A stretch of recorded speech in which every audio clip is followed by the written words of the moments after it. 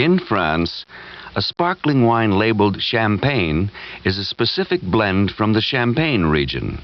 In California, Champagne is a generic term describing a wide variety of sparkling wines. It is by no means the only name, simply the most common.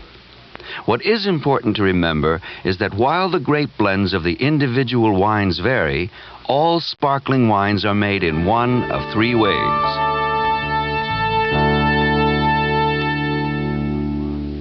The méthode champenoise, also called the original champagne method, the transfer method, and the Charmat bulk process. You'll need to understand these three processes because they are major factors in determining quality and price.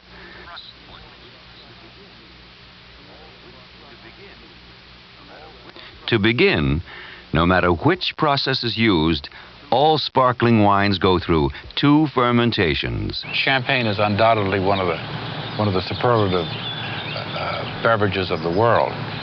It's a very complex wine to make. It has two fermentations. The initial fermentation is to make what we call the base wine. This step in all three processes is completed in large stainless steel tanks. The base wine is made like any other dry table wine. It is traditional practice to blend several base wines to produce the cuvée, the basis for the finished product. Then it's on to the second fermentation. If the Charmat bulk process is used, the second fermentation also occurs in the large tank, the quickest and least expensive way to make sparkling wine. If the method champenoise or the transfer method is applied, the second fermentation takes place in the bottle. To create this second fermentation, yeast and sugar are added to the cuvée, producing carbon dioxide gas, which is trapped in the container and absorbed by the wine, providing the traditional bubbles. But this step also produces sediment in the wine, dead yeast cells, which must be removed before packaging and sale.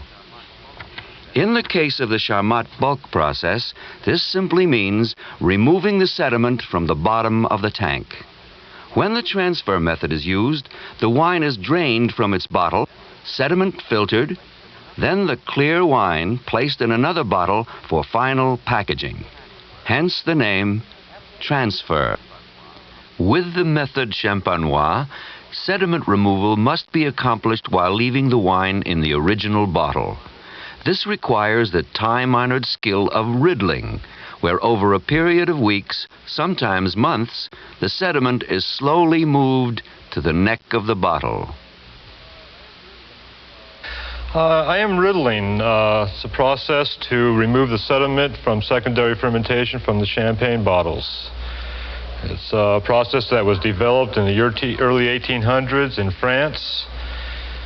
And it's worked successfully since then as probably one of the best ways to clarify the bottle in preparation for the final labeling and selling of the bottle. The turning gathers up the sediment inside the bottle into a tail, which in turn I could move down the bottle all the way into the neck where it can be removed. The technique of actually turning the bottle, trying to turn every bottle exactly the same as the others, that's one part of it. Another part of it is looking inside the bottle and interpreting what is actually happening with the sediment, so I could gauge and do things to improve or speed up the process. I average between 10 and 15,000 bottles an hour, up to 50 to 60,000 bottles a day. Then they take them into the disgorging room and freeze the neck of the bottle. That ice plug then, of course, traps the sediment, so you can stand the bottle up and it can't fall into the wine because it's trapped in this little plug of ice. Then comes the actual disgorging. Dégorgement is what it's called. La gorge in French is the throat. So what they're really doing is unthroating the bottle, okay? They just pop the top. And the gas, you know, all that pressure, there's about 6 atmospheres of pressure in a finished bottle of sparkling wine. The gas just, as soon as you loosen the cap, it just blows and forces that plug of ice to go flying out of the bottle. And of course that takes the sediment with it. That's how they get the sediment out of the bottle, riddling and then disgorging to remove it. And of course the wine stays in the bottle. So those are the three methods of production: méthode champenoise, all secondary fermentation and finishing steps completed in a single bottle. This is the most difficult and time-consuming, therefore the most costly of the three. The transfer method, all secondary fermentation and finishing steps completed in bottles, transferred from one to another for finishing. This also requires a good deal of effort, but is not quite as time-consuming or costly as the method champenois. And finally, the Charmat bulk process, secondary fermentation in a large tank, the fastest and least expensive means of production.